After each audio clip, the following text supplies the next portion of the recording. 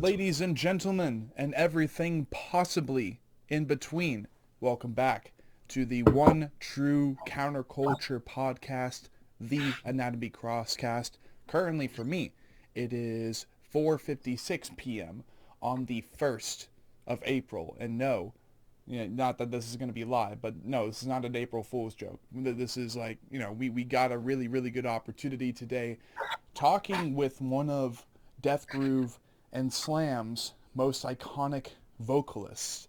And right off the bat, before we even got started, really, the background apparently is over for Don is a piece done by Andic Godfinger, which is a really, really awesome and I would dare say iconic artist and graphic artist over in the East. I've been a big fan of his work and so many other people over there, them being vocalists and bands like Miss Mata, Eden Adversary, Makduk. There are so many bands over there so far that I've networked with, and so many others that I have yet to host on the show, such as Unhallowed Promethean from the Philippines, Diarsha from Vietnam, and so many more. Let's just say, I'm sure Don knows about this as well, being as interconnected and as much of a veteran as he's been for such a long time with this scene.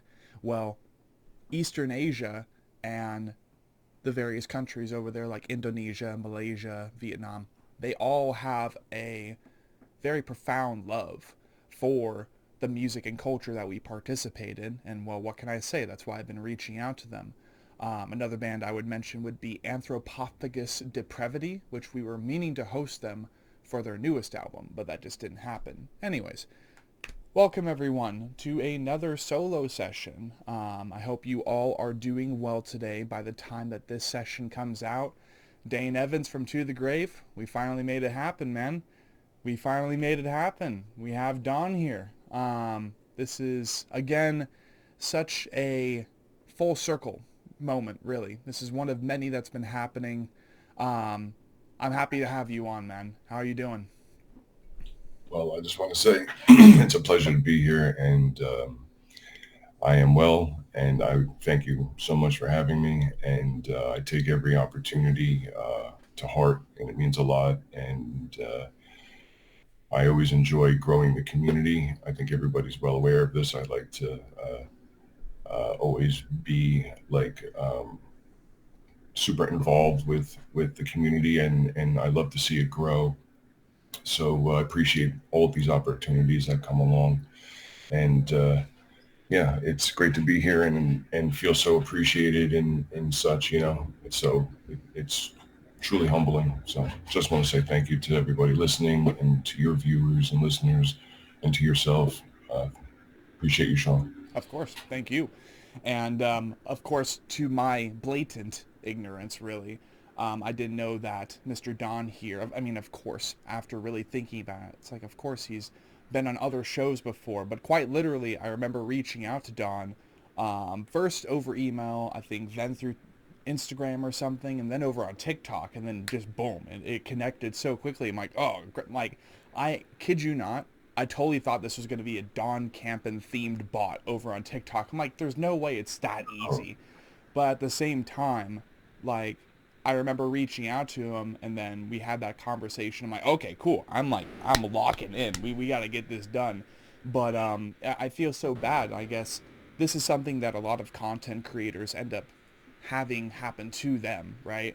They think, maybe even podcasters or something, there are so many of us now that in the moment we end up being kind of ignorant and almost oblivious to when other people have also hosted certain personalities and bands on their show. But because of how many there are of us now, we're like, oh yeah, this is going to be an exclusive opportunity. I'm like, no, Sean, no, this isn't. But it's okay, because the thing is, this is still very, very important. I mean, hell, once upon a time, just like I was telling Don earlier in the day, there was a time where I thought bands like Angel Maker, Waking the Cadaver, a lot of different slam and groove and death metal bands, it was kind of like almost repulsive, because I'm like, I can't really hear what they're saying. But then I would say back in 2018, 19, I found a new fascination with the scene with bands like Signs of the Swarm, Shrine of Malice. That went down a whole fucking rabbit hole. And eventually, slamming deathcore would lead me to slam. I would find bands like Ingested, in which Jason Evans has been since regarded as a slam king even since his departure. Congratulations to Josh Davies on acquiring the position of frontman, new frontman of Ingested, because we've had him on the show technically twice, but one time officially. I just ended up going down a whole rabbit hole, and Waking the Cadaver was one of those bands I would find later that I was like, ooh, it's slam, but it's a lot more fun, it's a lot more dance friendly. And then I would find a new appreciation for other bands like Vulvodynia with their 2021 record, Prenutius Infinity. That had so much groove, and it sounded like Space Invaders half the time. But there have just been so many bands. There have been so many bands that I've found since then that I've just been infatuated with, really. And I've understood and come to appreciate the culture of how brain dead the music can sound, but still how technically complicated the composition can be sometimes. So this is just it's an awesome conversation. It's awesome to finally be here 4 years into the podcast, 4 years into the Crosscast, and maybe not the rest of the cast and crew here to enjoy this with me because we're all so goddamn busy. But again, I appreciate it. And it's I look forward to all the other future sessions that I have yet to even fathom just dropping into my lap. But I wanted to actually kickstart this conversation by throwing the audience a bone as well as a curveball, maybe even myself a curveball. You've been on plenty of shows before, including the Brutality podcast, and I'm sure that one thing you have educated them and their audiences on would be your background, where you came from. Now, me personally, I don't know anything about you. I know you to be the trash compactor vocalist, really. The guy who can sound like an actual jackhammer drill once he's in the mood for it. And also the gentleman who, as of recently, took up the position of the Predator Trill vocal king of Esophagus, you know? So, I would want to then ask a little bit more precisely, maybe get a soft recap, that way I can kind of crinkle my smooth brain at this moment. Where are you from, man? Where are you from? I'm from New Jersey. New Jersey. Okay. That makes so much sense. And as per the entry as a vocal feature with 9 Dead, that makes a lot of sense. Eastern United States is definitely... Well, they're actually only 20 minutes around the corner from me. There you go. There you go. That makes a lot more sense now. Because that was definitely another important moment in becoming fascinated with this gentleman, is his feature with the band that I've happened to host on my show. And during their self-titled album cycle, I remember having them on, them creating what would be, no other way to describe it, an ear rape of the vocal intro with all them screaming, yeah, this is 9 Dead, like, and then I just went with it. I'm like, fuck it, I'll make it work, and we did.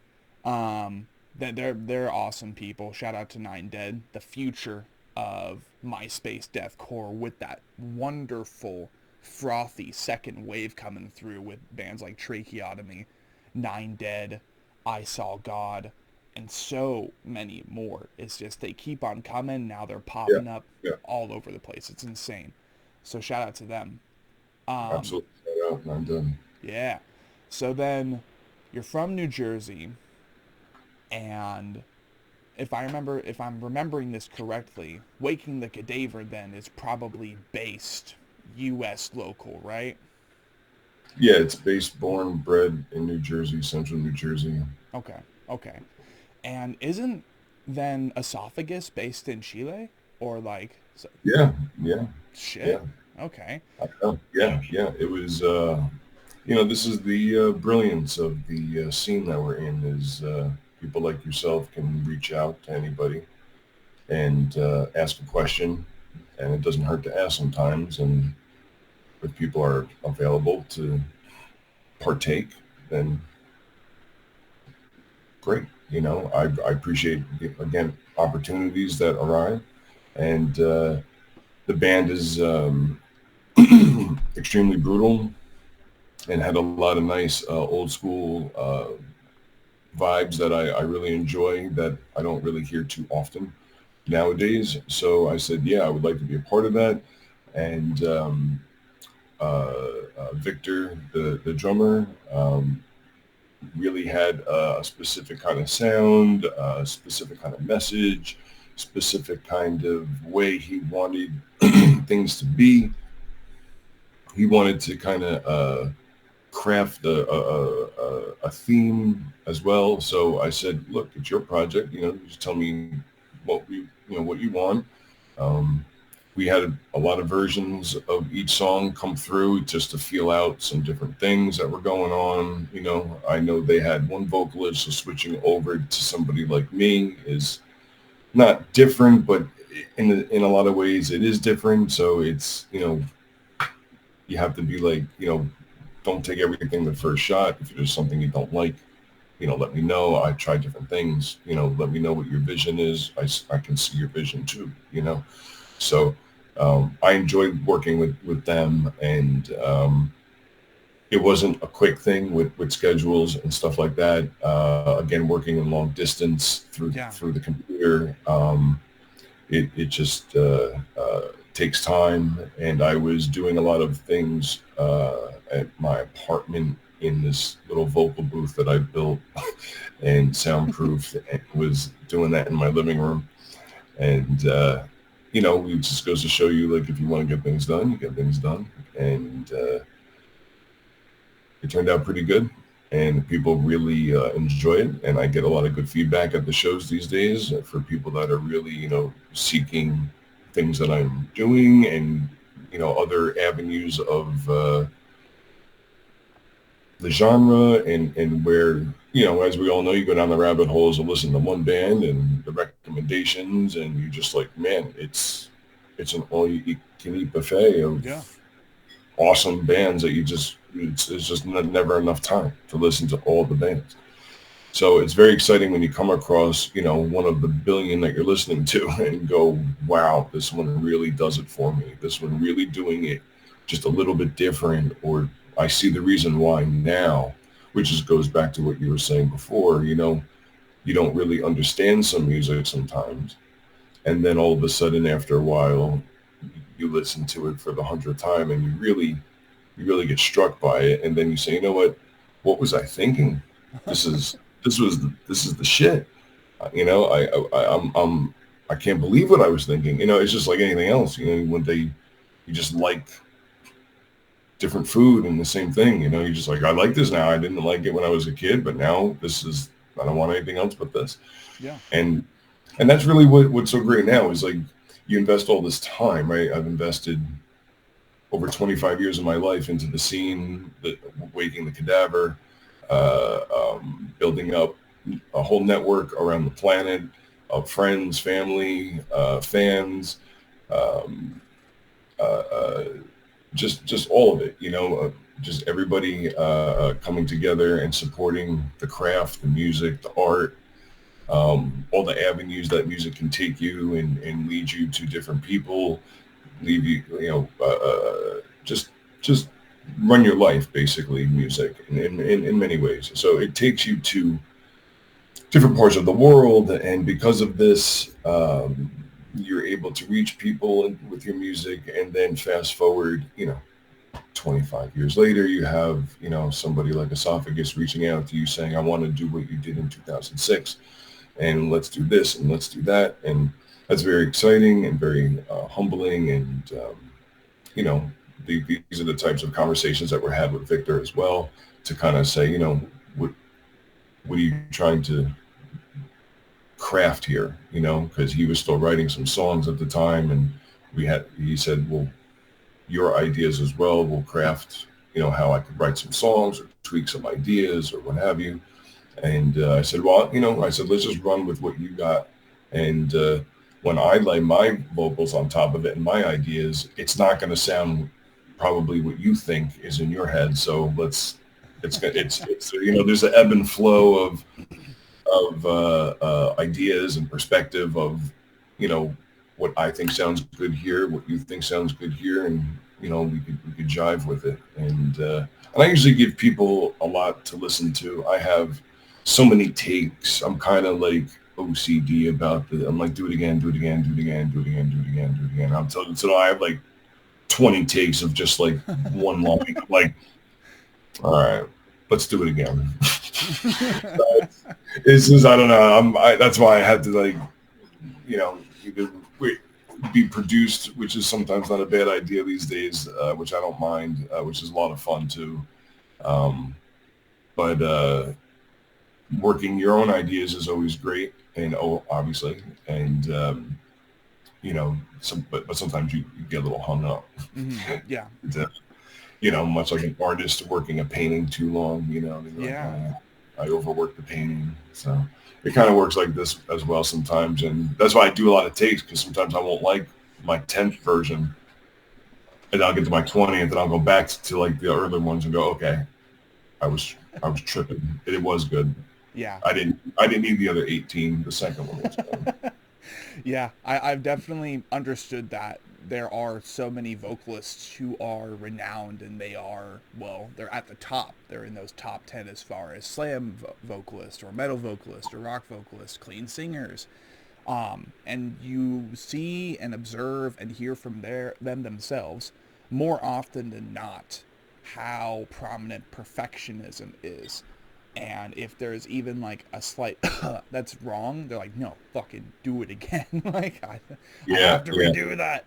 It's crazy. Yeah. It's crazy. Yeah. It's you are also under this microscope these days, aren't we? With just about everything, right? And then you get to the crystal clear audio tech we have, and everything is just coming through, and you're just like, I could hear everything myself. So you could even hear at the point. For example, I have to give it a lot of oomph when I'm in the vocal booth. More than I do live, because live there's a lot of energy and there's a lot of extra, etc. But in the booth, for me, I have to give a lot because my voice is very rounded.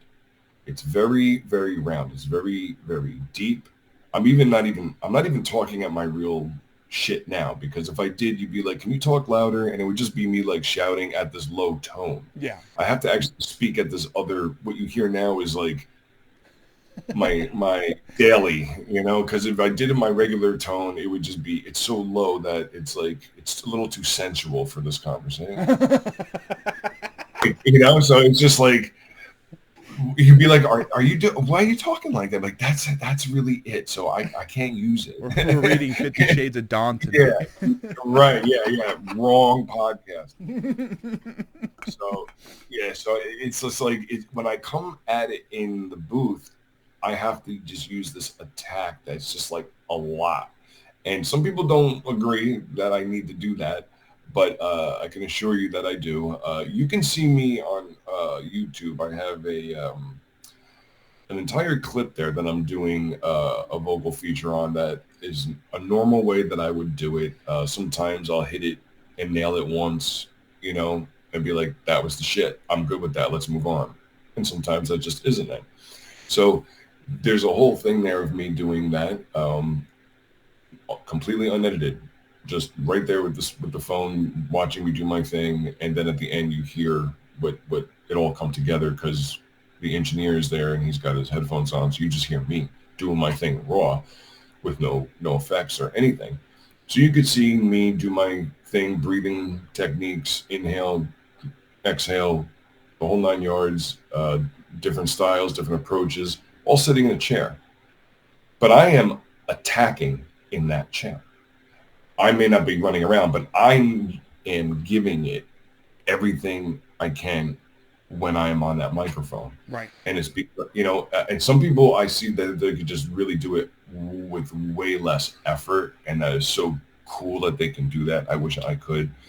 I really admire so many vocalists nowadays because there's so many to admire and so many people pushing envelopes and doing different things and who are 10 times more extreme than I could ever be, in my opinion. And I appreciate everybody, giving me the kudos that they do for the extreme vocal work. And that's greatly appreciated. But in my opinion, I am nowhere near what people are considering me to be, because I don't really put myself that high up on the totem pole. I see some others out there that are really just like, yeah, this is, in my opinion, the way things should be going on. But, it's always opinion, right? So yes, it's what it is. But, I'm not putting myself, at the top, like, or something that people have said, or, whatever have you. But, neither here nor there is my point is to do the vocal work and the guest features now that are coming in, like, by the droves, which I greatly appreciate. And I'm trying to do as many as I can, to be honest, because when I leave this earth realm, there'll be a lot of me to listen to. Yeah. And this is kind of a thing, too, that I think about is what will I leave behind? Yes. Other than waking the cadaver, which is, of course, a beautiful thing. And it's not like that's not enough, but to collaborate with other people and their ideas as well. And not that waking is other people's ideas, of course, it completely is. I am not doing a damn near of the writing for Waking the Cadaver. Vocally, I am, but sometimes I'm not as well. So I'm always, even with Waking, always grateful for everybody, because it can't possibly be Waking without everybody else involved. Yeah. There's been such a revolving door of band members as well throughout the years. It's not like it's the same lineup for 20 plus years. It's just that's not a reality. So the band has flexed with sound. I have flexed with sound. The influence has flexed. But I'm just grateful to be able to create with other people nowadays because of the tech. And it's easier now than ever to just knock on the community friend door and say, hey, are you available? We're willing to collab, and just be completely transparent with offers. Like, I'm offering this percentage for this amount of time on the song, because this is really what it comes down to. And this is what people are going to start realizing in the very near future, if they haven't already, is that when people start asking you to do things, you're just going to start saying pretty much what I start saying is, don't give me any money now. I don't want any money. It's about the residual sales, because we're in a digital land.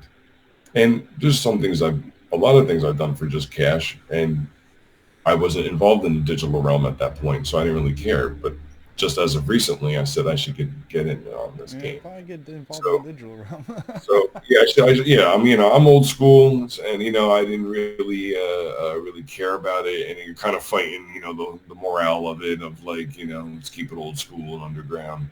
But it's just a fantasy at this point with the way tech is. So you really just have to embrace it and roll with it. And because it goes with social media is really also what I'm trying to tie into this. And I really just would rather be living completely off the grid and not social media. Yeah. But, the band is doing so well, and I couldn't dare do it. It's, injustice by not being present. And there's nobody else as well better to do it. I am the original and only creator of it. I invented the name. I had really crafted the sound. It's my baby. It's my existence. Yeah. And it's not going to go anywhere. So anybody who's been through the band throughout the years has always been greatly appreciated. And I say that in every podcast or any interview I do, is I always appreciate everybody who's come and gone, even if we've had our ups and downs, which are sometimes always well known by now with certain members.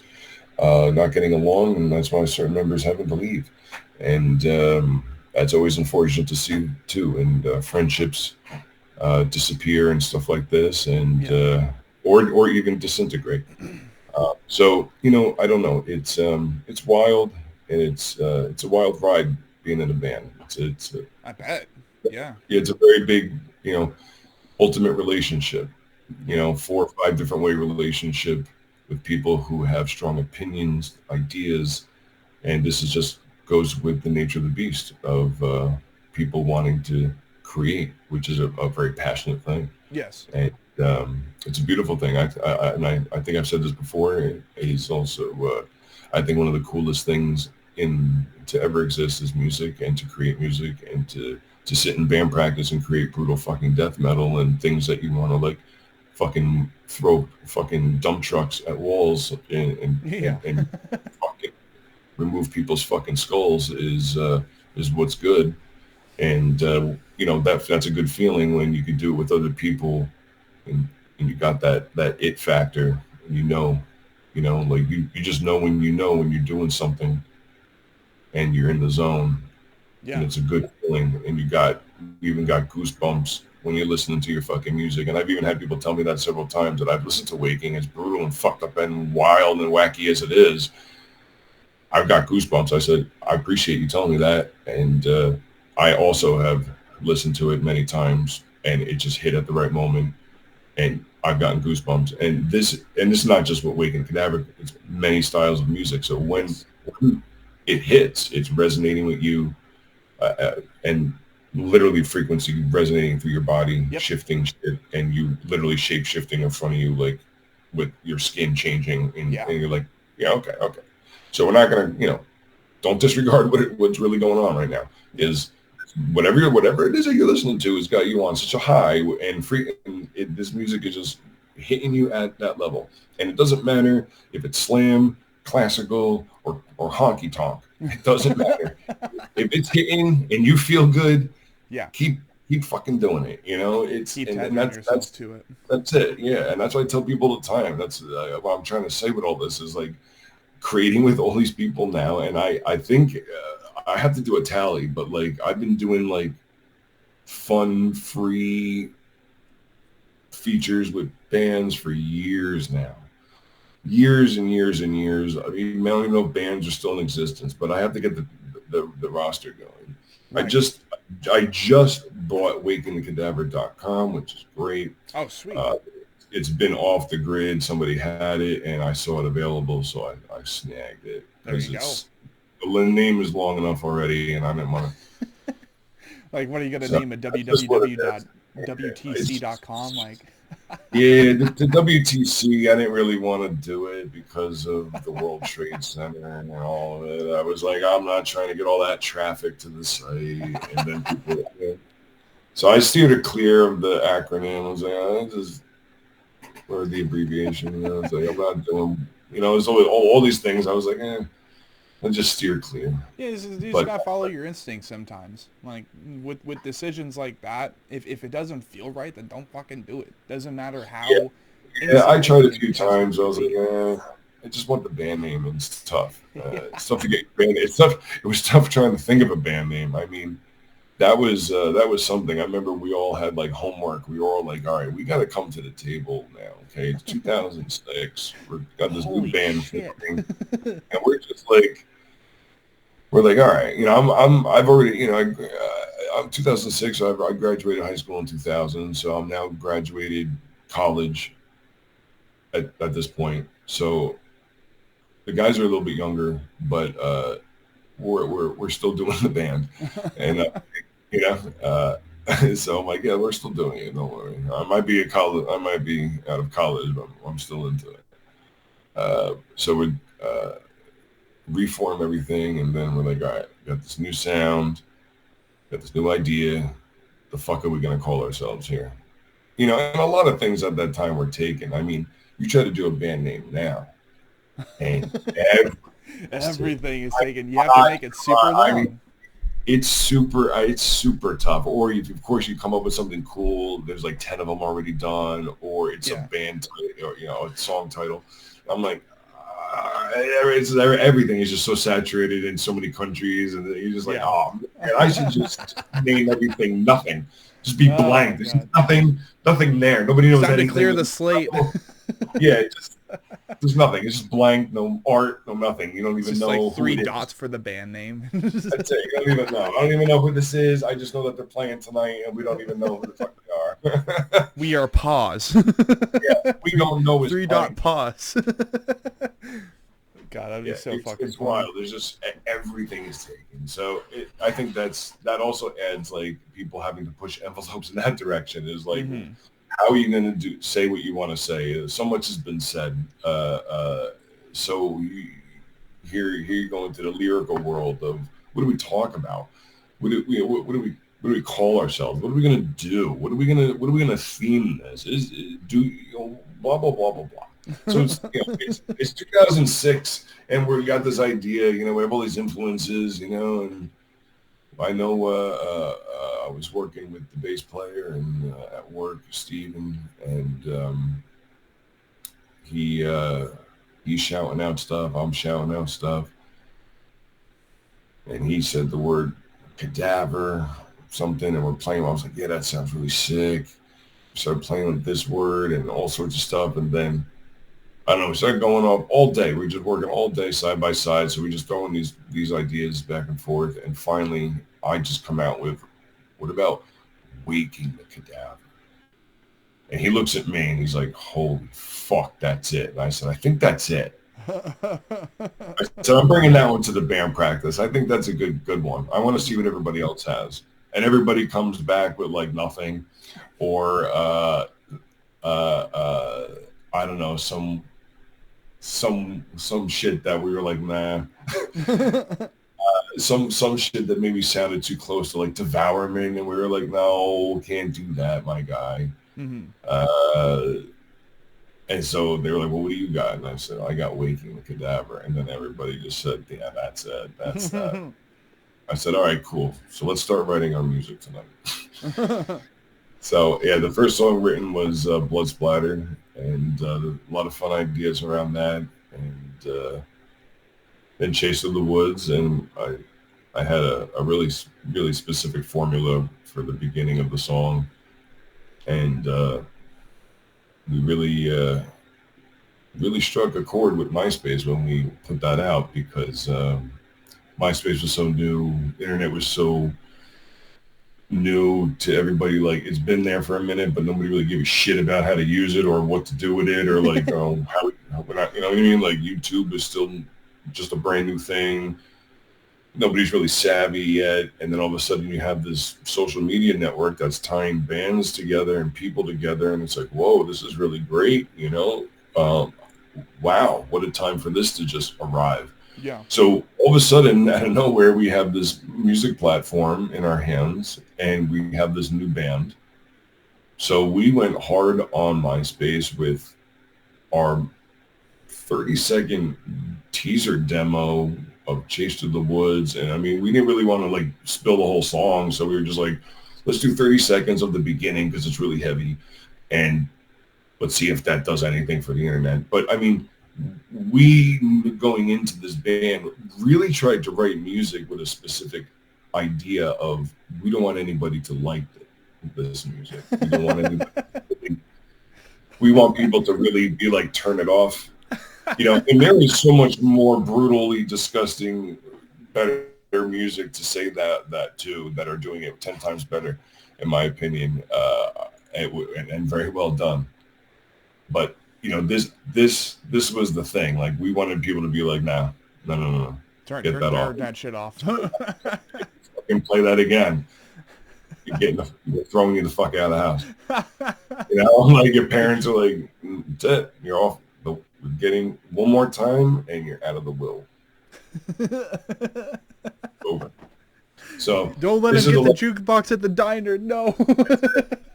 Everybody was going to get their arms chopped off, and never again.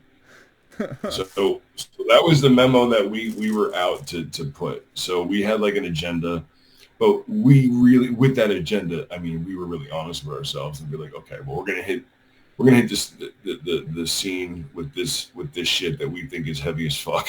It doesn't mean everybody else is gonna think it's heavy as fuck. Right. And you know, but we didn't really give a fuck what anybody else thought. So we were just like, whatever the fuck ever, we're gonna do what we want.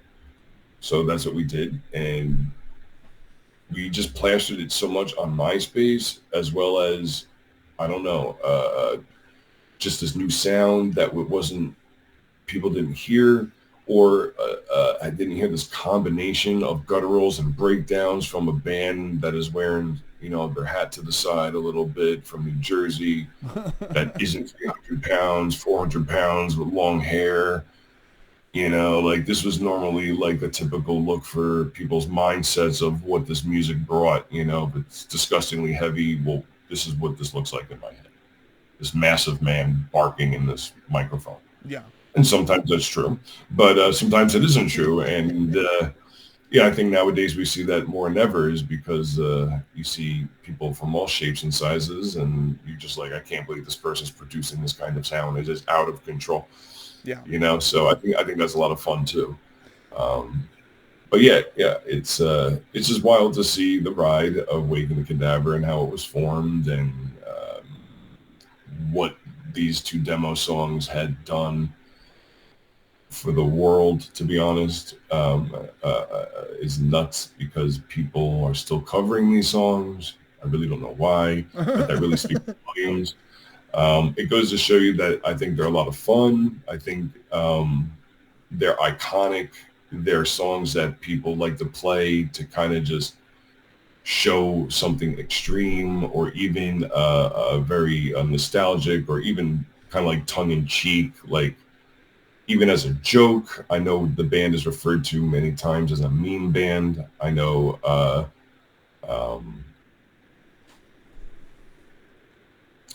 what's his name? Jamie Josta from Hatebreed, he mentioned us in his interview as a meme band. Mm-hmm. I don't know why, you know, but yeah, if that's what people think of Waking the Cadaver, so be it. I could care less. And that's probably why people have this, because the band came out doing such big numbers to such mass audience so fast at such a different time. You know, people were like, where the fuck did they come from? Yeah. I don't get it. Where'd you come from? Why are you doing it? And it's so like extreme. People just like, you have to listen to it. I don't even know if I like it, but I know you have to listen to it. So this was going on, right? So you had a lot of the popularity going on, but I don't know if people knew if they liked it or not. Mm. We had the numbers, but we didn't know if people were really giving a shit or not about the music, because I don't know, you couldn't really tell from, it was hard with that platform. You know, you didn't have that kind of stats or whatever. It wasn't built like that. You know, we didn't know. We just know we were getting, we saw the mercury moving. We had some shows popping. We were getting some offers, but we didn't know what was going on. Right. You had some comments, but like, you didn't know your audience scale. You don't know who you're reaching. You don't know who the fuck is listening to you. You don't know shit. You're just like, I don't know. This is just a new way of like saying I'm over here. You know, with a feed, you know, you don't know how to, you don't know nothing. You just hope it looks cool, and you have a lot of flashing lights and shit on your MySpace profile. That's all you do. How do I hack this CSS and HTML, bro? That was everybody's main concern, which was beautiful. Everybody was doing programming and didn't realize it, and they took it away. So anyway, yeah, it was brilliant. I feel like we started to get these offers from California, and I was like, what? We got an offer from California? He's like, yeah, the guy wants to fly us out for 3 shows. I was like, what? He's like, yeah, pay for everything? I said, what? He's like, this is nuts. He's like, yeah, we got friends over there too. They said they'd help us out. I was like, we have friends? You know, like, I don't get it. And people are not supposed to even like it. And these shows were sold out. Yeah. This band's got friends somewhere. It was wild. I mean, it was different. Different times. Different times. different times, yeah. And you just played as much as you could back in the day. So we just played out. And we played some really nice festivals early on, played some really beautiful shows, met a lot of nice people in the scene. Gutter Christ Productions, shout out my boy Gutter Christ. I was peeking that hoodie. I'm like, what's Gutter Christ for? That's Gutter Christ. That's my homeboy Gutter Christ. So if you go to gutterchristproductions.com, you can check out his store, and he's East Coast promoter here in New Jersey, New York area, and he, my brother, my friend, and he is just a beautiful human. He really raised money for people with benefit shows in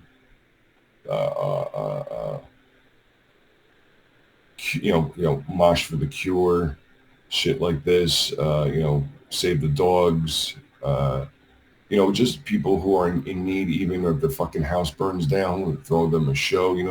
I don't even see billionaires doing this for people to help them, So you got people from the community come in and help people, and he's one of these types of people, and his network of friends and are phenomenal, and people who he does business with, and he's now into doing his line of toys, which is really becoming very unique, and with his characters and his ideas, and it's beautiful to see your friends also flourish in these types of avenues. And I recently come out with something as well. We get really creative. You start surrounding yourself with a lot of wild, fun, creative stuff. You get really, really inventive. And I don't know if you've seen this online. I've seen that. I saw that on your TikTok. What? they're it's too much, really. But yeah, my shoes. So now if I don't wear these, people are, it's like I have to wear these. If I don't wear the big white, grass stain, I just mowed the lawn New Balance. Then people are like, you're fucking up, Don. So basically that was it. So doing fun stuff like this is, really, really fun now that, also people understand, it's all about the nostalgic throwback for this band as well. Yeah. It's something I had to recognize, you don't realize that or understand anything like that. But then you fast forward throughout, this band's going to go on, next year will be officially, in my eyes, 20 years officially. You probably could say that now for 25 because we were working on the band, but didn't really actually come out with the band until after 2006 with the music. But yeah, I like to say I think Mike Mayo used to say 2007, but we're gonna go with 06 because that's what I am. So it'll always be 2006. So 2006, and so next year, in my eyes, will be 20 years of this band, with a little hiatus in between for a 3 years. But the band didn't break up, just kind of went off on its own, needed break to clean house, if you will. So yeah, honestly, sometimes you need to do a little spring cleaning. Otherwise, you don't really have you can't really get that Lysol smell. It's like, wow, it smells so clean. It smells like lavender in the house. Y'all were like, no, we need the lavender scent. We need to get the Lysol in every crook and cranny, period. Yeah. So, and you don't know how long you will have to clean and get the lavender smell back. So it's a thing. But yeah, it's been quite the ride with the band, and a lot of fun. I have traveled and seen so much. I have never in a million years thought that I would have toured with the bands I've toured with, such as Napalm Death. Yeah, that's crazy. Immolation. These are enormous, iconic bands in my eyes that have shaped my musical outlook, lyrical outlook, therefore understanding mindset and shaping who I am due to what they're talking about and understanding it on many different levels. And it was really great and something I'll never, ever, ever, ever forget, ever.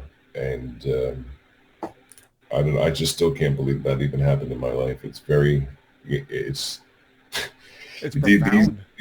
Yeah, it's something that is just too much even to think about. And the fact that the singer Barney got sick, and I even did a song as their encore song, Suffer the Children, every night for 3 nights in a row on their tour.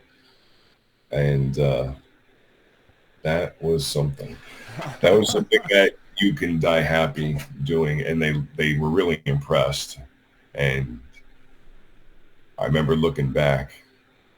Now, you know, you go out there with confidence when it's your own band, you know, but you out there with Napalm Death as your yeah, shit. That's insane. It was some shit, and that was back in the day with the crew with Mitch Harris, and you know, the whole nine. Danny on drums, who's there now, and Shane Embry. And I was like, wow, I can't even believe this right now. There's a full arena in Madrid. And just everybody's just at their craziest because it's the last song of the night. Everybody's played their balls out. It's just fucking crazy. Red lights on the crowd, real deep set crowd, kind of like a theater setting, like with that crushed red velvet, tall ceilings, no seats, real deep. So I'm looking at it and it's getting real dark in the back. So I just see the front with the red lights, and these people are just fucking going crazy. And I'm like the band walks back on and they're fucking roaring, and I fucking walk out and grab the fucking microphone, and the crowd goes wild. And I'm losing my fucking mind because I can't handle this shit. It's my favorite fucking song. It's one of the first Napalm Death songs I've ever heard, and it was live, and it was fast, and it was fucking raw as fuck. And I remember hearing it in my fucking headphones as a kid. And at this moment, I am on stage with this fucking band. Yeah. And I look back and I'm just taking it in. I'm actually taking just an uncomfortable second too long, taking it in. And I look back and Mitch Harris goes, "You ready, bro?" I went, "Let's fucking go." And it fucking went off. And I remember Shane looking at me and him looking at Mitch, and they're looking at each other, and they can't believe how good I sound, because I actually am pretty good at impersonating people. And I can do Marty's voice really, really good. So if I had to do like Napalm Death, like how his style does, like impersonate him, I totally could do it. So I was doing that to really put on the show for these people, so it sounded like him, as well as sounding like me by default. But I really tried to make it sound like as I knew it sounded in that recording. So I needed to match this as a professional to deliver, because it's 2010. So I got a decent amount of time underneath my belt. I know what I'm doing for sure. But there's a lot of responsibility. You know what I mean? You can't be fucking up. Yeah. Fucking need to know the fucking role. So, you know, you need to be fucking delivering at this point as a pro. And that's exactly what the fuck I did. And I was so fucking proud of myself. And these guys were just like, "You sounded so fucking good. We are so fucking grateful." Blah, blah, blah. I was like, fuck, man. That is insane. And it happened like 2 more nights. And I was just like, wow. And they were such a great band. You know, they didn't cancel the fucking tour. It's November. It's cold. It's a fucking month-long tour. You know, a month feel like a year sometimes. You know, like these guys are doing it all the time. You know, bless their hearts. You know, they're fucking out there risking their lives all the time too, traveling. It's a lot on the line. You know, there's a lot of stress, a lot of strain, traveling, touring constantly. You know, So we get to go home, like we're not, that's how we operate. Waking is usually like on a DIY kind of thing. Yeah. With a lot that we were doing back in the day. So we would just call our own shots, and sometimes these bands would be like, wish we were you to just go home and then tour whenever you wanted to, because we have to do this. As much as they love what they do, they still, a lot of bands, as you can see the stress in their families and in their life. They're not coming home, their kids, et cetera, the Captain Obvious stuff. And you're like, fuck, man, So, it's all love, it's all great, it's all fucking badass. But then you see like these men who you're enjoying their music, no matter what band it is, no matter where they are, there's always a lot at stake to create that music, So this gets lost and forgotten sometimes, and it's really brought to the forefront on tour. And you can see other people's lives, and you peek your head in people's lives, and you need to be learning lessons from these experiences as well. And you see things that, so, it's all there, It's a vast experience with opportunity, learning, understanding, and touring has opened my eyes on many levels, on many things, and has straightened me out in many ways. So there's just so much to music. I can't stress it enough. And I talk to people all the time around the world, and I tell them, just keep doing what you're doing. Yeah. Keep pushing your craft, your skill. Keep on doing whatever you love doing, whoever you want to sound like, or if you don't want to sound like anybody, keep whatever it is. As long as you're happy and having fun, keep doing it. And I feel like it's nice to see people really kind of shaping that these days. And I feel like we kind of went through something a little while back where the scene, and I spoke on this in an interview as well, felt a little soft and a little, I don't know. We'll just leave it at that. And now I feel like it's getting a little sharper, which feels nice. And, this music needs to have that fucking tooth and that fucking edge, this fucking weight. Yes. Some bands got it. Some bands got the memo, and there's fucking heavy ass bands out there, man. There's heavy shit going on where you're just like fucking scared. You are fucking scared to be there. When you're scared to be at people's shows, like that's what the band is all about. They want people to be like, if it's heavy, I want people fucking shaking in their boots. That's how heavy my music's about to be, fucking blowing your shit up right now. Yeah. That's the shit. That's what you work hard for. You want this people to be fucking adrenaline pumping. They don't know what's going to fucking happen. Yeah. Spite and King 810 are definitely some bands I can think of that I've seen live where by seeing them live, I'm like, wait, what the fuck is going on? This isn't just a concert. I know. It's that rush. It's that when you start trading this energy with the crowd, you start understanding a lot too. It's things that are very addicting. Mm-hmm. Being on stage is like a fucking drug. You feel it, and you get to understand the crowd. You start to know how to work a crowd. Then you get the crowd in the palm of your hands, and then you know how to deliver. It's all a craft that takes a skill. And I personally, I'm not up there on stage just like standing still doing death metal. Some people just do that, I'm up there running around. Like I'm running around. I can't. That's just how I. I couldn't do it. I can't do it. But that's just how I get it done. So, it's still extremely passionate. All around for Waking the Cadaver. It's still a 100% go from day one. I feel like being in the band has kept me extremely young.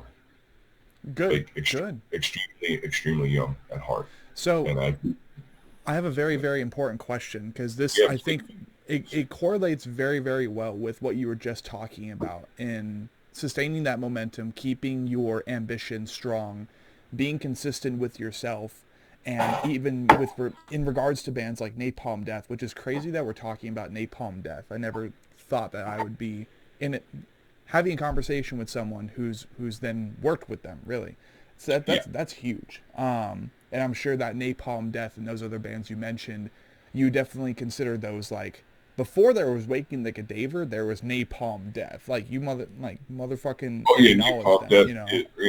The early days. The early days of grindcore. Yeah, Uh, the whole fucking the whole Jim noise. Carrey meme. Yeah.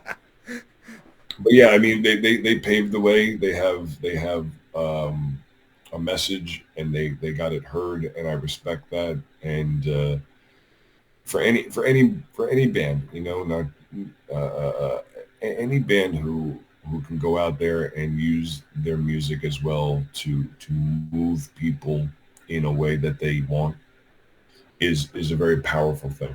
Yes, sir. And this is why it's this is why it is also sought after to be very manipulated music. It's very, very sought after to do that, and we'll just leave that there. Yes. But you and I both know what we're talking about, So it's refreshing to see the scene stay underground as well in many senses of the word, and see a lot of things emerge from this more sludgy, disgusting, more aggravated. Yeah, it's nice because this is where this should be. Yes, sir. And I think it kind of got out of there a little bit and got very cheesy. And I get jokes too, like I get it. But I think there's a thin line between joking around sometimes with music and then just making that your whole niche.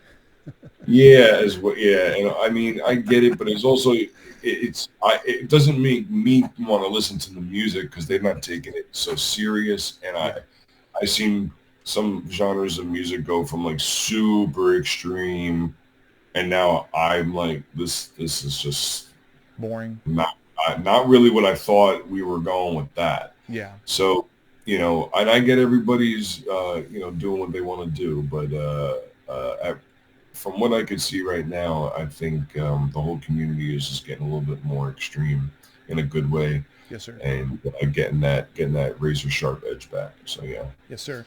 So then it begs the question after, talking about all that and how it seems that true counterculture is on the uprise.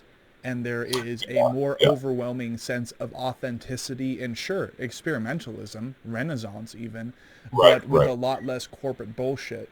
I wanted to ask you a question from someone who really has yet to get his own band project started, but has dreams, has ambitions, has goals of integrating near future careers like commercial trucking into the lifestyle of being, quote, a lifer, right? Someone who is a touring musician, maybe someone, whether they're on a record label or not, or they're DIY with how they operate everything.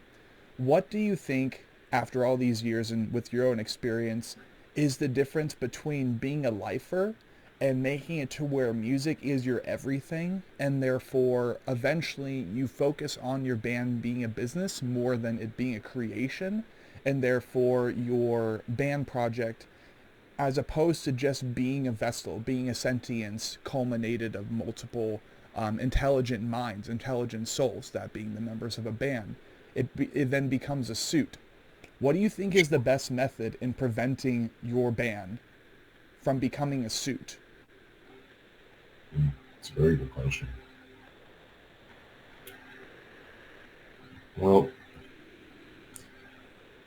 for Waking the Cadaver, I think for so long,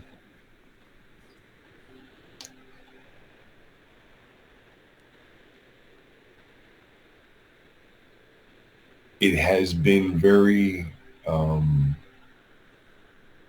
underground and not really tried to claim a stake in the upper level. I had the opportunity. So I had opportunity. I don't even want to mention the label. I had opportunity. I declined the opportunity because I didn't believe in what they were saying, or the deal that was being presented was going to be anything that was going to be conducive to moving the band forward in any kind of direction that was anything great. So I was like, I'm not signing that. So there's one thing I can say to answer this is decision making. Conscious decision making about, do you take a deal or not? Very heavy question. So decisions matter because there's consequences. Mm-hmm.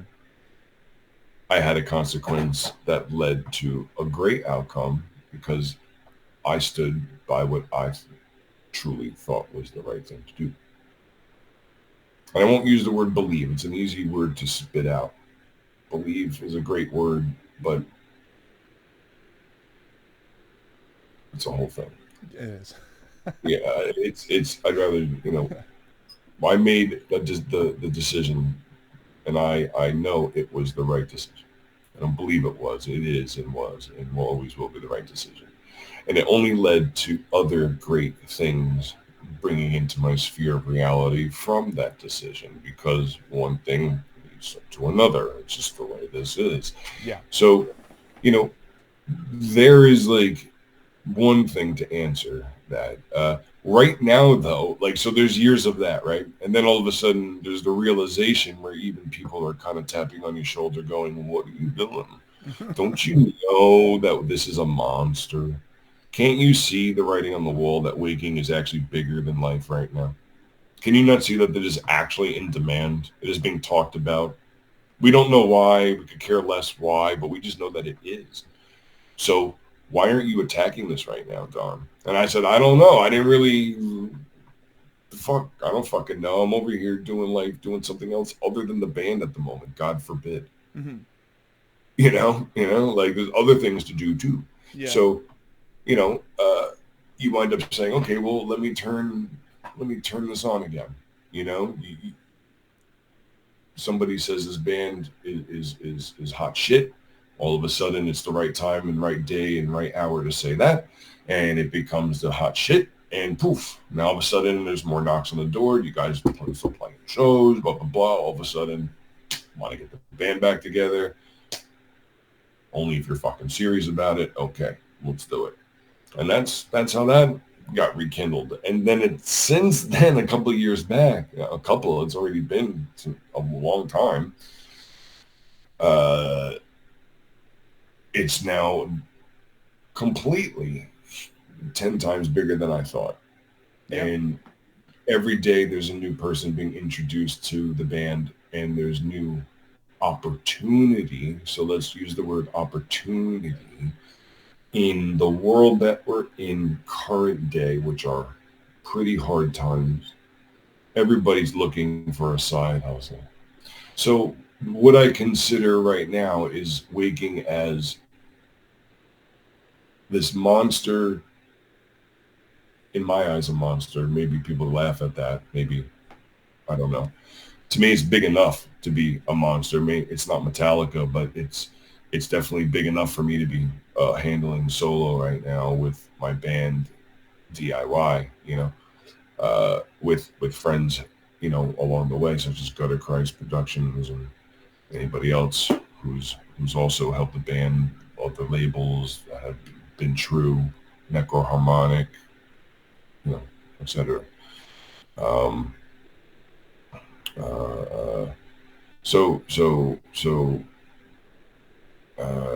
There's just a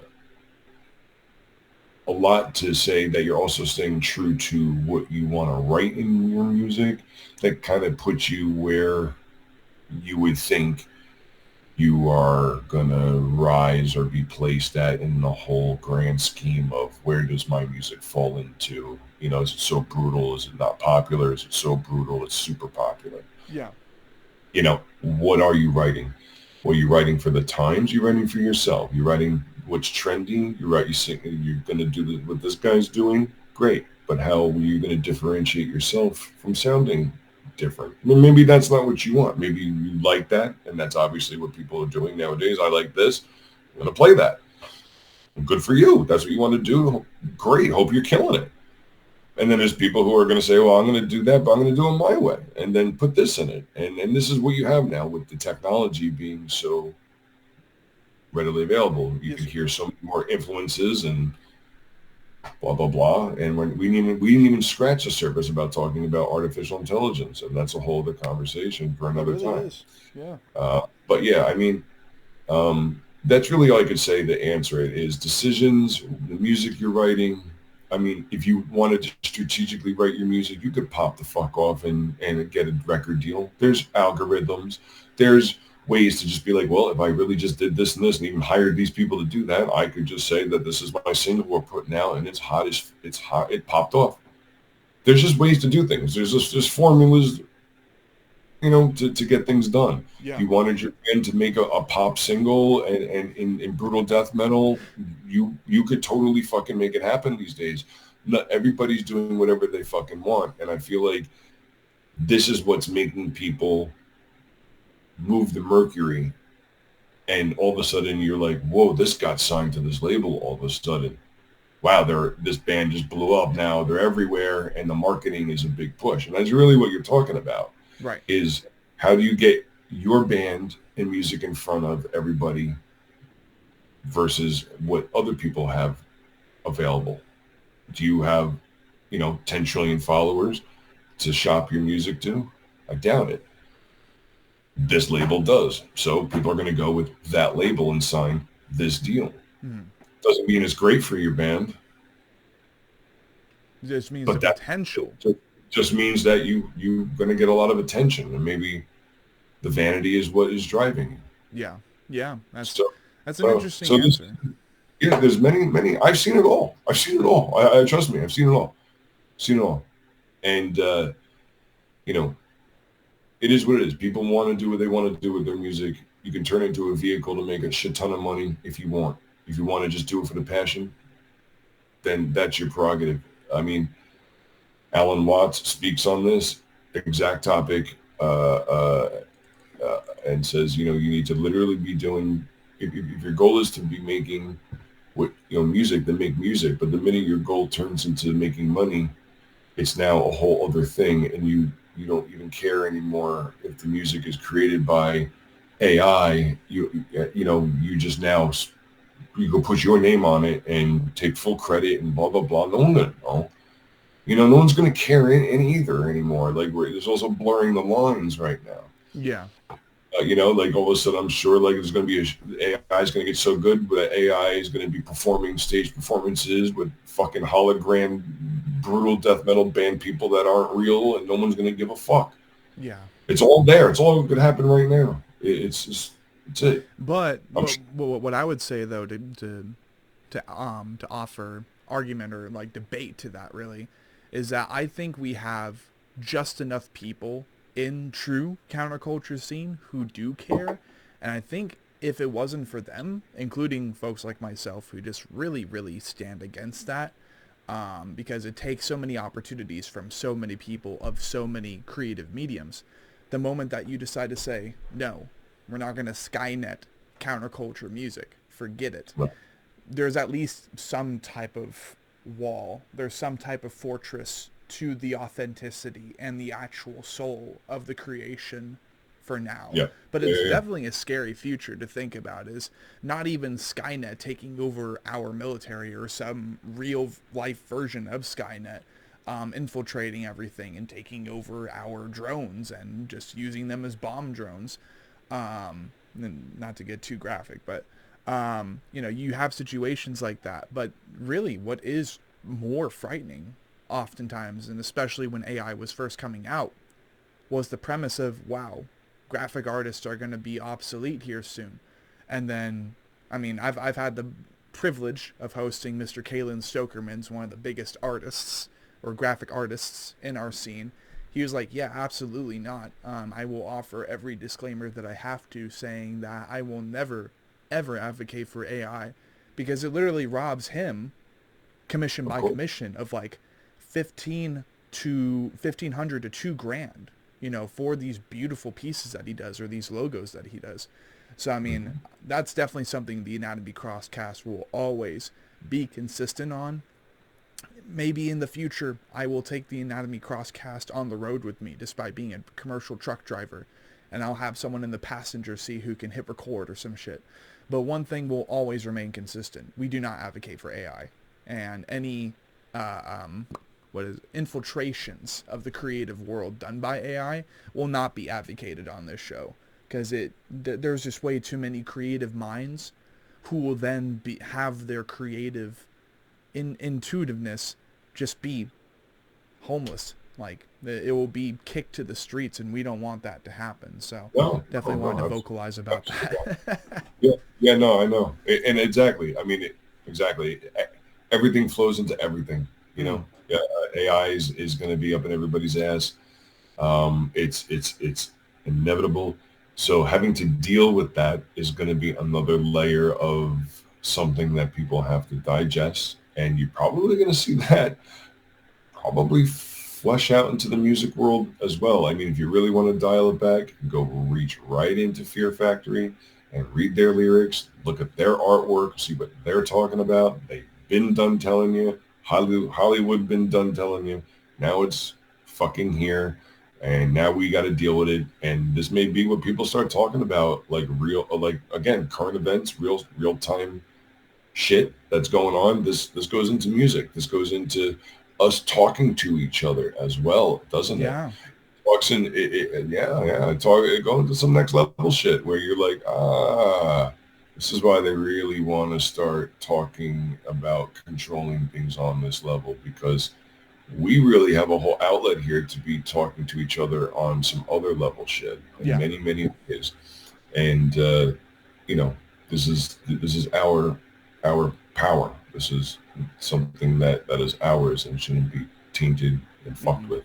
No. So I agree with you 100%, and I appreciate that statement. And I know we're getting, what time is it? I know it's 9:08. We're currently an hour and 12 minutes into session, so I'm not sure if you wanted to cut it off. Well, you know what? It seems like this is probably not going to be our first one that we do. I agree. But let's give opportunity to anything that you wanted to talk about that on your list, or maybe we'll wrap it up with another question or two, and then yeah, absolutely.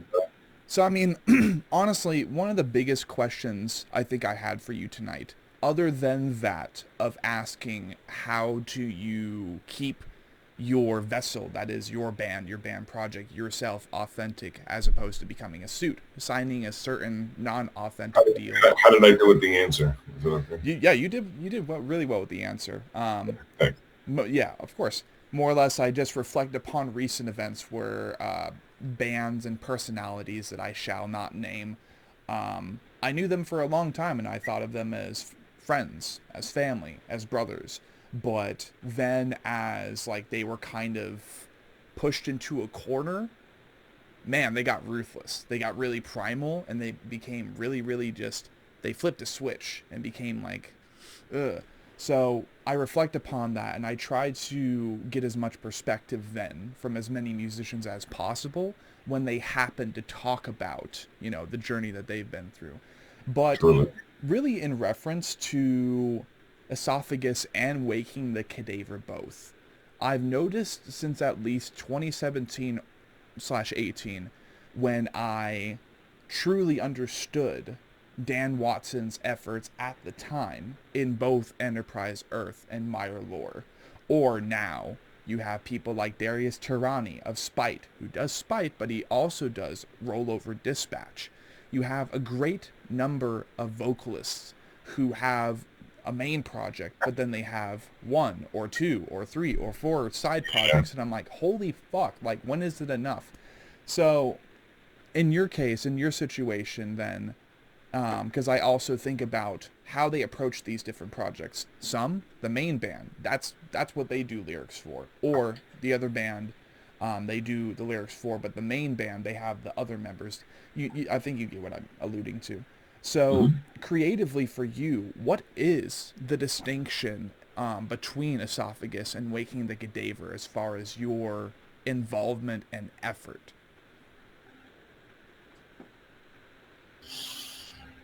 Involvement and effort. Well, it's they're both extreme effort, because I put passion of that caliber into like everything. Right. So right. whether it's this or that, doesn't matter, because it's me, my product, my me at the end of the day. So it's always going to be 110,000% of everything I can give it. The difference would be the stylistic approaches that had to get thought out, versus what I do with Waking is a little bit more specific, of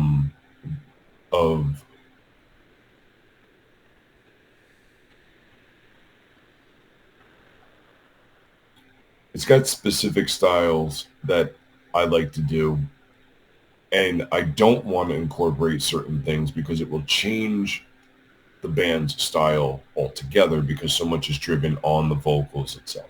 Right. So it's different to be screwing with Waking versus having fun and having to be able to explore with something that has no limits. Okay. Not that there's limits on Waking or something, but it's a little bit more niched, let's say. Formula and tradition. Right, exactly. So there is the big difference in saying, okay, and in that regard, you can allocate time, etc. But yeah, the thought process might even be more strenuous for the side projects, because it's not what I'm normally going to do. It's not going to be what Waking is, because I don't want it to sound just like Waking, because that's not fun. No. It's me, but it's me doing something that's more towards the band's vision, this creative avenue with me on it. And of course, by default, it's always going to sound the way it is. So it's important that I keep in mind the vision of what's going on over here, because that's going to tailor how I think and deliver the tone. Yeah. And all of it, and this registers to people, because people have talked about, like, when I listen to you, I can really hear it. You're really pissed. You're not acting like you're pissed. Right. You could hear that in some bands. Yeah. I'm pissed off. Yeah, I am angry. Yes. It's like, no, it's really not doing anything for me. Yeah. So stop it. Right.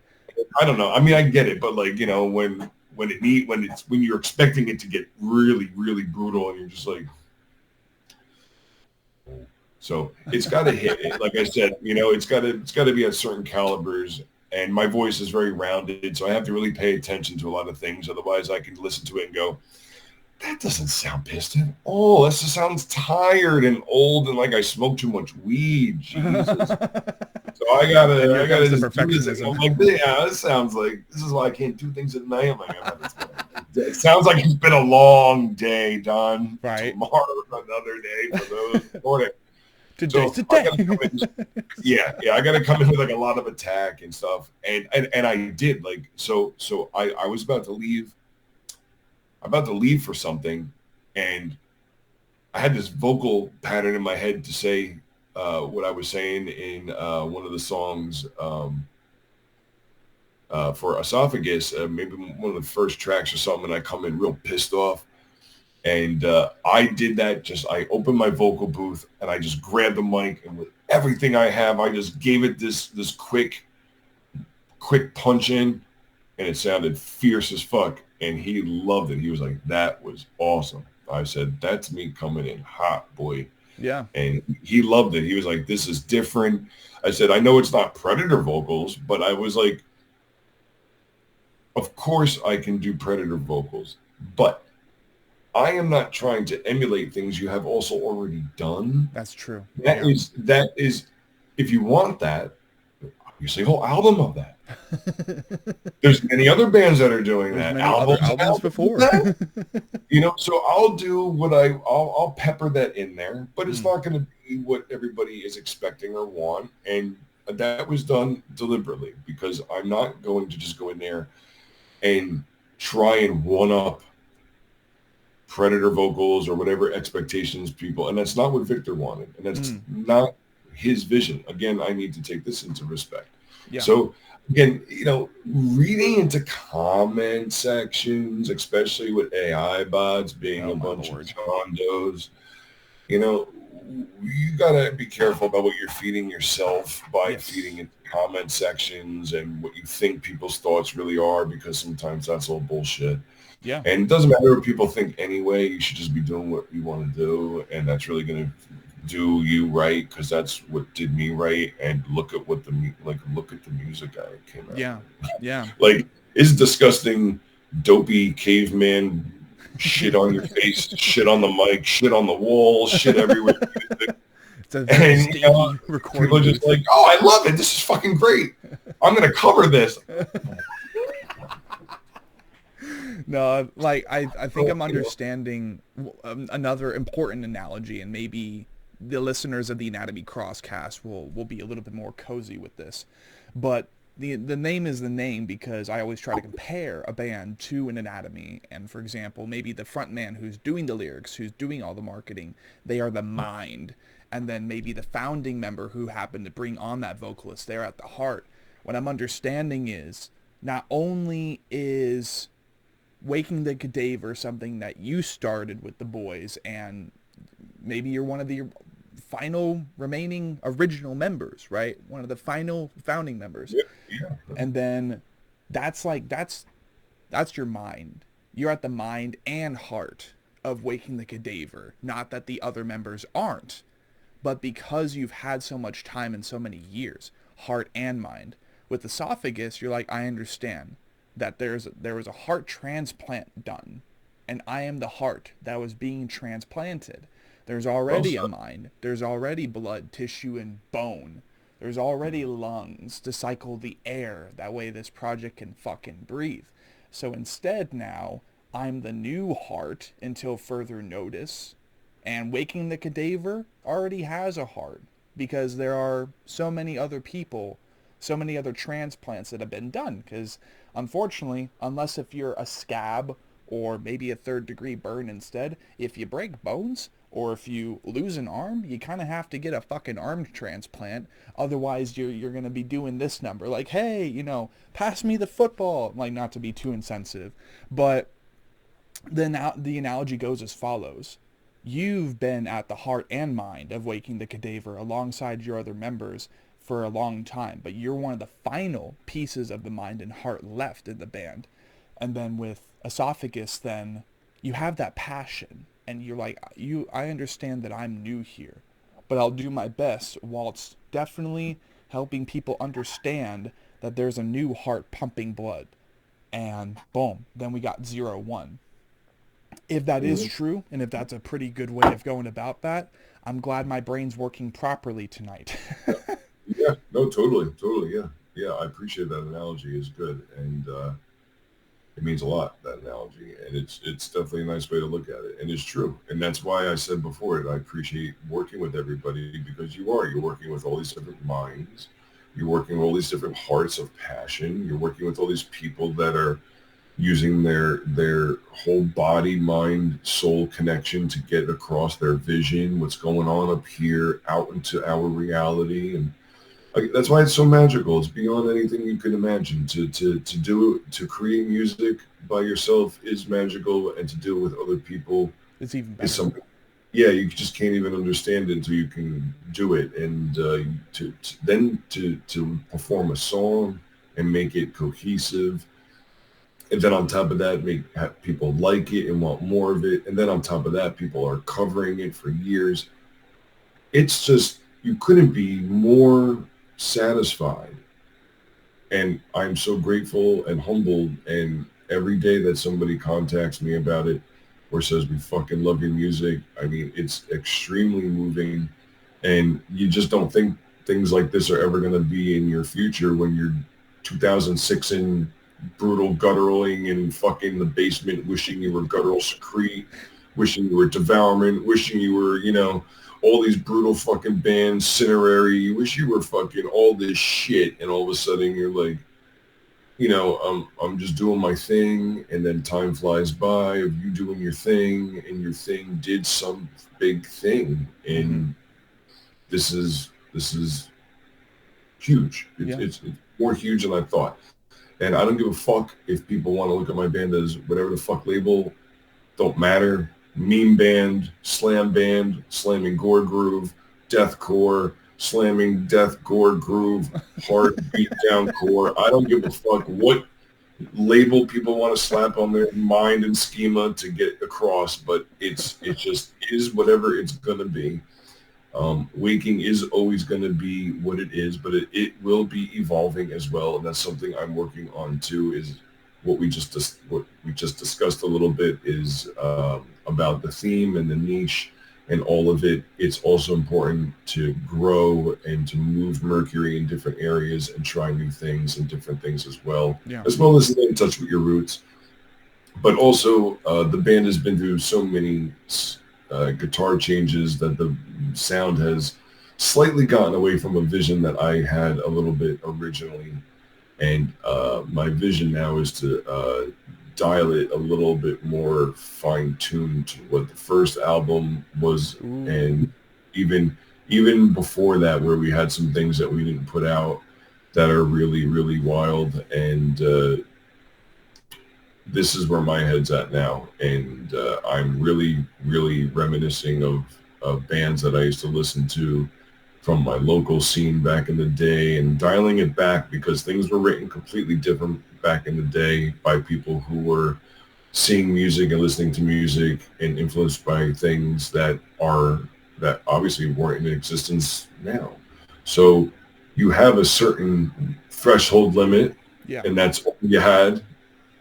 So this is important to understand, is what you have now is all the collective, obviously, and just back then you just had what you had, which was less than what you have now. So you have these people writing, and they're pushing limits in a different way into the future.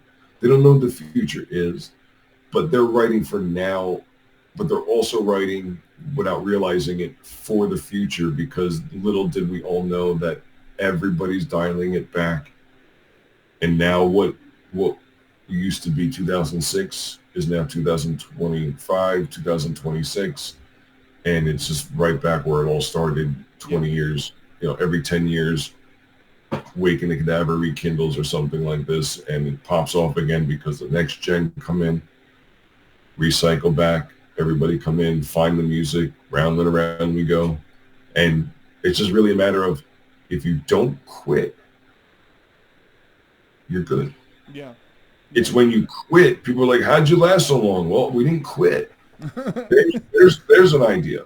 Don't give up. Just keep doing what you're doing. Just because you're not making overnight success doesn't matter. You shouldn't be doing it for that reason anyway. You should just be doing it for the love of it. And that's kind of how Waking started. So I feel like, and still is, it really was founded on just like, we want to kick some ass and have a good time. And this really paid into the karma bank of the band, and it always stayed that way. The band has always made decent money, but this was not the forefront of it all. And right now, I'm proud to say that the band can sustain itself, thank goodness, or it wouldn't be able to please everybody. Yeah. So, it goes back to your question before a little bit.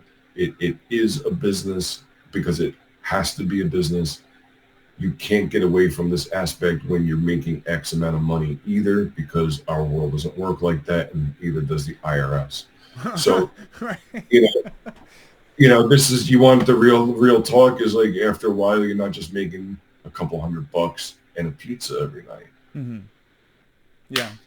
I pay out pretty good too. My boys will tell you I pay good per show. Everybody's real happy when they go home, and everybody's happy at a Waking show. Everybody makes money at a Waking Cadaver show. I can guarantee you this. I promise you this. Everybody walks home making money. Everybody's having a good fucking time. There's smiles on faces. Everybody's flipping out. It feels nostalgic and old school. People tell me all the time they're having the time of their lives. They're so glad that we're still doing our thing. They love the music more than ever. They understand it now. All of it's going on 20 years later. So it's all refreshing. Now I get it. It's a fucking Danny DeVito meme. I'm glad I stuck it out for you. So yeah, thousands of dollars later. Yeah, I'm glad I waited. Yeah. 20 now years the Cadaver later. is finally awoken. Yeah, finally. But yeah, that's really what's been pushing the passion of it, is to see how awesome everybody still loves the band, and just to go out and headline like Death Feast. Shout out to Stillbirth Lucas out there putting that on. Who also books us for Europe. Really just smashing time over there. It's really just mind-boggling how many people from all over the world come and support, and then just absolutely love everything, to headline something like that. And really, again, it's the second time. I co-headlined it a couple years back, and then I headlined it this year, last year, and it was just incredible. And interviews happen there. People take, again, the opportunity to meet and greet, talk.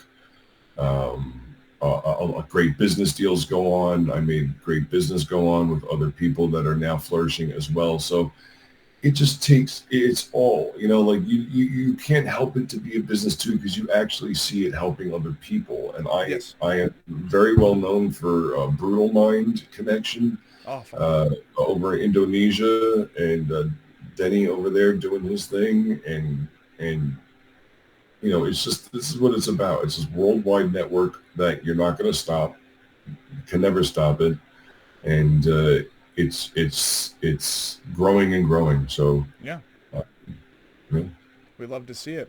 I think one of my final things then that I would want to ask you about tonight, because really it's more or less the reason I'm here, if I'm being honest.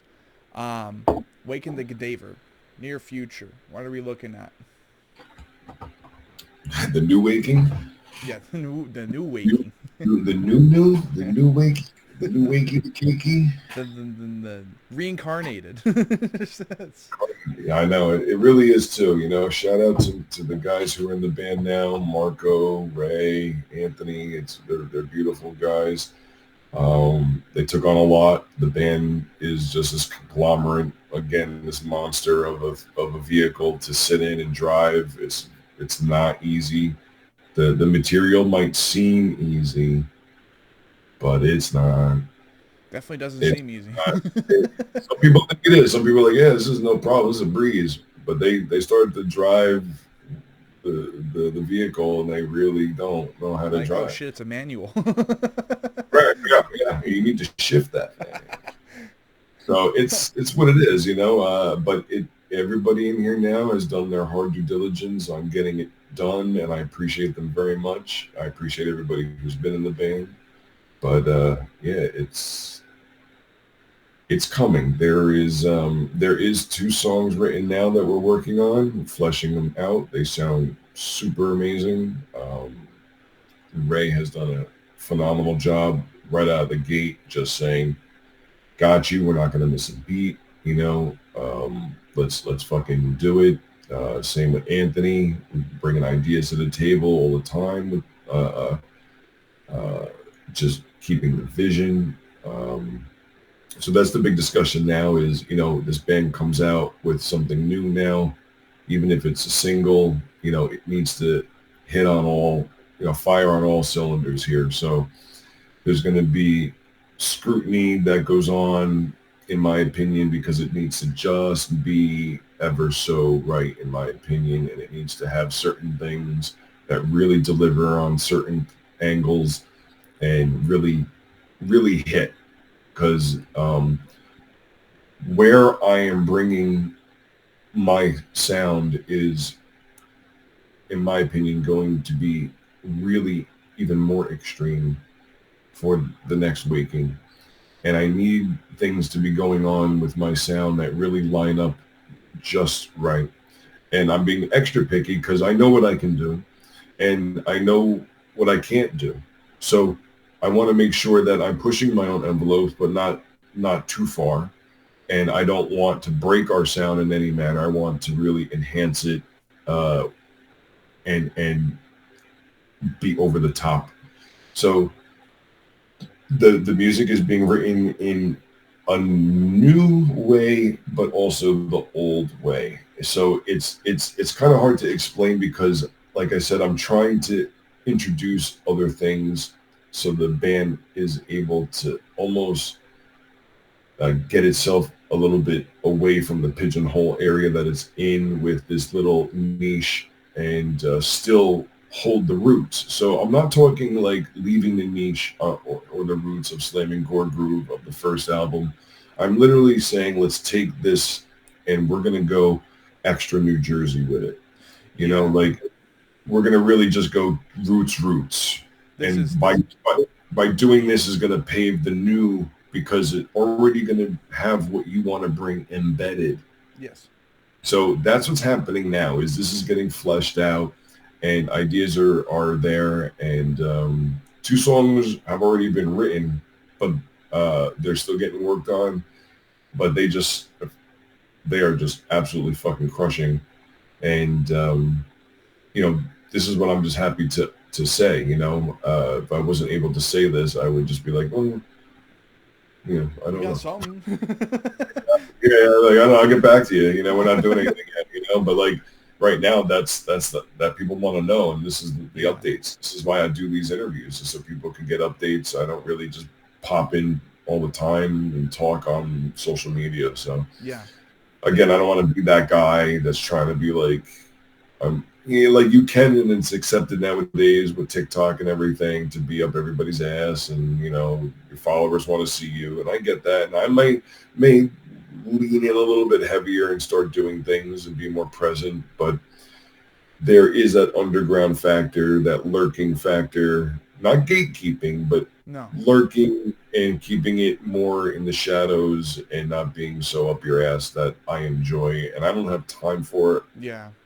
I got other endeavors going on, entrepreneur shit going on, life shit going on, and side project going on, and feature going on, and that. It's like, there's just so much shit going on. It's like, eventually you're just like, something has to give it. It definitely has to be my online social media time, like, yeah. Yeah, like I'm a web developer by trade, graphic designer, and I'm on the fucking computer 24/7. So I don't want to be on any tech any longer than I have to, and I have to. So I'm just, over it basically. I just turned 43, and I am about to. Take on the next wave of this band, and it feels good. It feels right. It feels powerful. It feels strong, and it's gonna be on point. Yeah. So there's the best answer I can give you, which is the latest and greatest. And I look forward to our band practice coming up in next week, and late next week, right before our show. So we got couple of shows coming up. Our April's getting a little bit busy now, and the rest of the year will be shows just about every month, a couple of shows. So you'll be seeing us pop all over the United States. East Coast, West Coast, Middle Coast. Middle has a coast? Central has a coast? No, Does that. I'm definitely I like the way this sounds because I just kind of summoned this in my head. New Waking the Cadaver is going to be like if the first album had a son, had a kid. Basically, Next That's generation really Waking the Cadaver. Yeah, that's what everybody's head's at. You know, they keep asking me, like, okay, like, I'm going to bring my ideas, but, like, what's the focus, Don, right? You know, usually I was pretty spoiled with Mike Mayo being in the band and writing, and, you know, he really crushes, and he was able to really deliver his ideas, and they were the fucking shit for years and years and years and years. But now that he's not here, I have to deliver this sound as well, which is already written. You know, it's not like they don't know, but they're like, okay, well, you have a specific agenda that you want to deliver with this sound. What is it? So I've been sending ideas the past couple of months, you know, reaching into my old bag of YouTube videos of like bands I used to listen to, what have you, you know, just going in there and saying, we need to be dialing it back to this. We need to like go back about 20 fucking years. Here's this, this, and this. Here's some bands that I used to listen to from my local scene that fuck shit up, like that are so advanced. I don't even think people could write like this band now. And just yeah, I'll send them to you. Okay. So it just goes on and on to you know, all of it. Yeah. But yeah, it's a lot. So these guys are, trust me, these guys are bringing the pain, and nobody's going to be disappointed. That's for goddamn sure. And people are going to be really, really happy. So yeah, I mean, we do want to put out a single to just, you know, put one out to be, let people know like we're doing things, we're active. But it can't be rushed, of course, and I don't want it to be rushed. So, but I don't want it to take forever either. So I think with band practice coming up finally, which is hard because we're flying Marco from across the fucking country here, you know, just to get him to fucking play the shows over here. So he's coming in to a Jersey show. So we got practice, festival, NJ Death Fest that Gutter Christ is doing, New Jersey Death Fest 9, which is really great, and that's gonna be a killer fucking time, killer fucking bands. So again, I also want to drop that, like, recently, I don't know if anybody knows, well, they should know most likely, but the new legendary New Jersey band Dripping, I did vocals for recently as well. And you could check that out and see where the vocals have been taken there. I was very happy that Seb asked me, the guitar player, it's his band, and I said yes to that project. And that's something I'm even performing live at specific shows that I'm able to do. We had a New Year's Eve show that we did together. We headlined that. Gutter put that on, and that turned out to be a fucking sold out packed show. And we just played, you know, Waking just played there not too long ago, so I was present there. And then I'm with another band that I only had one band practice with, and their music is so not Waking the Cadaver on many levels. It's very different, very abstract, and very, very dripping, and phenomenal. And very advanced, so way more advanced than a lot of music, in my opinion, with what's going on and how much thinking you have to actually do listening to this music to play it. So Dripping is one of the focuses as well that I've been doing, and shout out to Dripping, and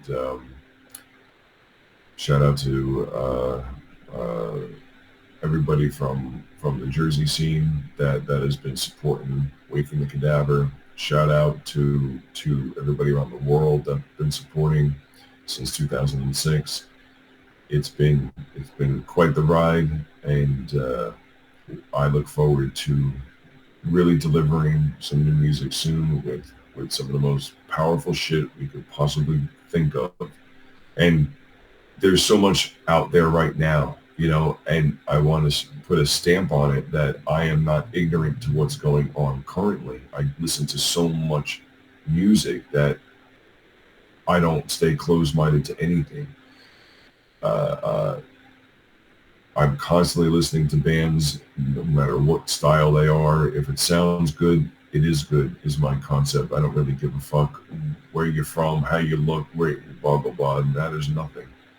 So just, if your music rules, you rule. That's that. So I'm always influenced by also what's current. I think that's important too, to stay influenced. There's no reason to stay hard-nosed about things and say, well, I don't like this or like that. And, you know, this is as far as I go with it. I feel like having a broader mind about things is going to help you write bigger and better things for yourself. So, but yeah, I can safely say that the band's going to be coming out with some fire. Hopefully by summer. I hope, but I know we're busy. You know, like there's so much busy going on, and it's already April, so May, June. You know, 2 months is going to be technically summertime, and I can't say we're going to have a single out in 2 months.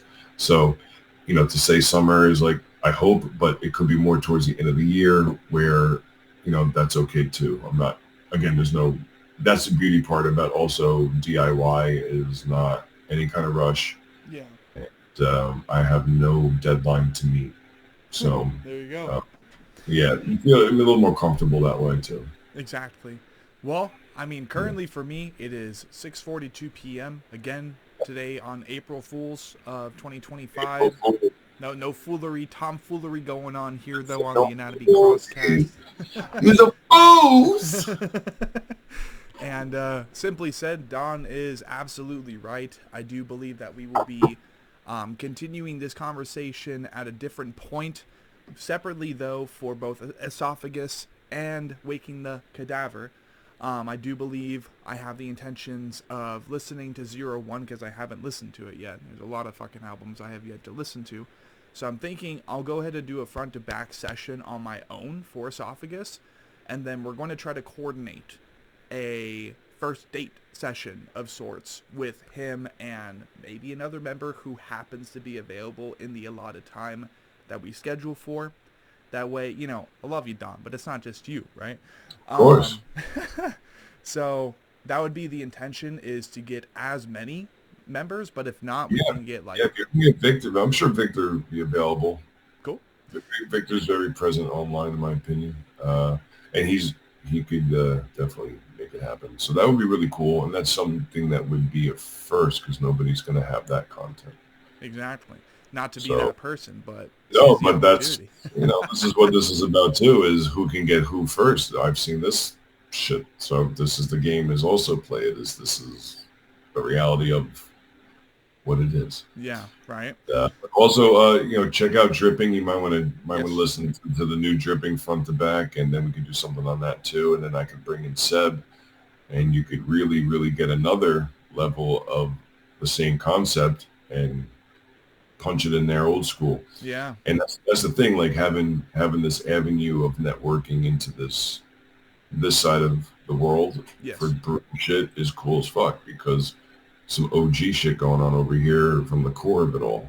So lots to talk about and a lot of history over here and a lot of great networking. So again, mucho love to you and greatly appreciate you. And if you're out there driving, like you say, you know, please be safe, because this is a fucking wild ass world. Yeah. And I know a few other truck drivers, and I won't mention their names because I'll be spoiling some things, but there's another truck driver out there, and he's a brutal fucking vocalist. This guy came to my show. His name is Zach, and I'm sorry, I'll just wrap it up with this. I know it's getting late. Mm-hmm. Like double our time that we expected. because you like me that much, huh? I know. No, this is good. This is good. But yeah, but he again, he reached out to me, right? This guy is a fan, right? He's a truck driver. And he's just started showing up to my shows, screaming in the mic for Chase to the Woods, making sure he's right in the front row. And this is very humbling to me to see, you know, somebody I don't know show up many times, you know, because this is just, you know, in New Jersey. I'm like, okay, but I never seen him before in the New Jersey scene, so I recognize a new face. And then he asks me, you know, hey, you want to do a song, you know, that I'm just going to put out by myself doing my own project, you know, like just for his own pleasure, you know, with no agenda. No, my band's getting signed to this label. We want to have you on. This will be good for marketing. Basically, yeah, basically. I know what people's ideas are, you know. So I get it. It is what it is. So I said, yeah, you know, let me hear your shit. And I put Zach's stuff on, and I was just like, holy fuck. I was like, bro, this is insane, bro. You know, like, so good. I think everybody always going to be blown away when it comes out. This guy loves my vocals. I'm like, my vocals suck compared to your vocals. This guy has a voice that I was like, you could do anything you want. You are fucking good, bro. And I mean like singing, and then like brutal fucking singing, and then all sorts of ranges that sound fucking great. And I was like, wow. And you sound pissed. So I said, you very good. And he was so elated. And I was, you know, and I was like, this is what it's all about too, though, you know? And I was like, yeah, he's like, I'll pay you. I was like, yeah, no problem. But, you know, I told him, I was like, you are a killer fucking vocalist, man. Like, even the song you have here is nice and meaty and lengthy and got all these parts to it that you're just like, yo, listen to this. I was like, I said, this song is going to hit some people's ears and they're going to wonder, who the fuck are you? You know, like, this is heavy as balls, kid. Like, I hope you're prepared, you know, like, but I don't know if that's his vision or whatever.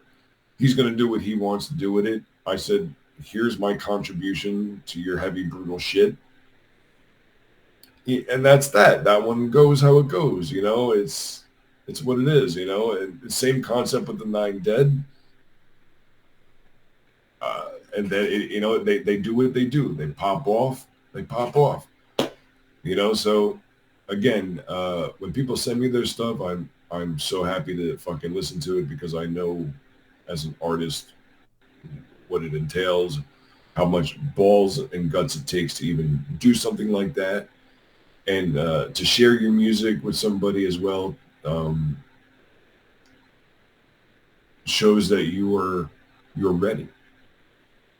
You know, you don't show people things when you're not 100 about what the fuck you're putting out. Yeah. You're like, so at that point, you've reached a confidence level to say, I'm going to go reach out to this fucking guy that I don't know and say, I want you to sit on my shit right here that I put forth mad effort.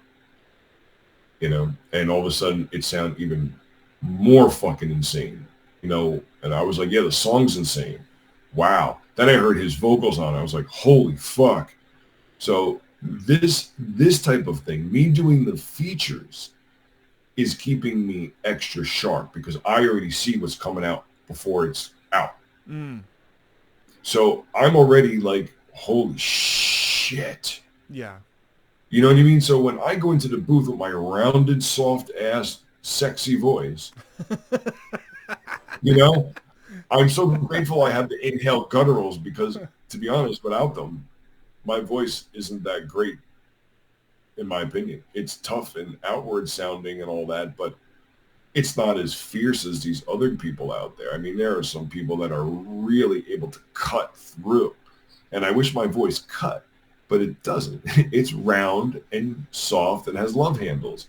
I don't know what to tell you. Love handles. I love that. No, I mean, The thing is, people want to know I have the concrete drag. That's because of the love handles. This is what it fantastic. Is. Oh, well, but yeah. I mean, plenty of shit to talk about. I got new music coming out with whoever the fuck is in the band. You know, whoever it's gonna be. You know, right now it's these guys, and in 10 years it could be some other guys. Who knows? But I'm proud to do it with whoever wants to do it with me. And I'm proud to sit on other people's music as well when I can fit it in my schedule, and that means a lot as well. So it's awesome. It really is. I hope to leave behind a really great catalog, a great legacy of doing something different, being somebody who is able to be reachable and easy to talk to, and so far so good with all that. So good shit. Yeah, I appreciate the time, and we will do this again for sure. All right. Well, ladies and gentlemen, and everything possibly in between, it is currently 6:51 p.m. on the 1st of April. I think it's safe to say this is part one of many others with our good new friend, Don Campan, Waking the Cadaver, Dripping, Esophagus, hand in hand with Gutter Christ Productions, as far as I'm concerned. Absolutely. Poster boy, you know, with Waking the Cadaver for Unique Leader Records and their heavy ass roster, you know? Much shit. Yep. Amputated Vein over there from our third album. We were on the Necroharmonic first album, and then the second album was on Candlelight Records, and then Jamie from who's now running Unique Leader, gave us our album back, which was beautiful, and so grateful for him for doing that. Our second album, because the record label disappeared, and they were just like, "Well, do you want your music back?" It's okay, thanks, bro. So that was cool. So we have Beyond Comps, Beyond God back in my wheelhouse of existence. So, you know, great to do business with people as well that are well known in the scene and trustworthy and great people. So appreciate all record labels I've ever worked with, and anybody who's helped me and supported me in the band. I appreciate them, and we'll definitely see you next time on this podcast to talk about more cool shit. Yes, sir. Until then, people. Bye.